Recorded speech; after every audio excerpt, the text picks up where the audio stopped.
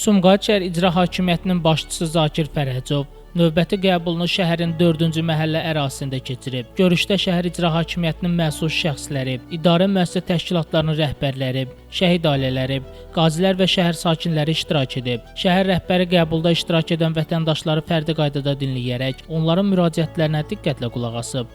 Əsasən sosial müdafiə, mənzil, məişət və məşğulluq məsələləri ilə bağlı müraciətlər səsləndirilib. Qaldırılan məsələlərin bir qismi yerindəcə öz həllini tapıb. Zakir Fərəcov görüş zamanı araşdırma tələb edən məsələlərlə bağlı aidiyyatı qurumların rəhbərlərinə konkret tapşırıqlar verib. O, bu tapşırıqların qanunvericiliyin tələblərinə uyğun və qısa müddətdə icra olunmasının vacibliyini vurğulayıb. Qeyd edək ki, bu cür səyyar görüşlər Sumqayıt şəhər İcra Hakimiyyəti tərəfindən müntəzəm olaraq həyata keçirilir.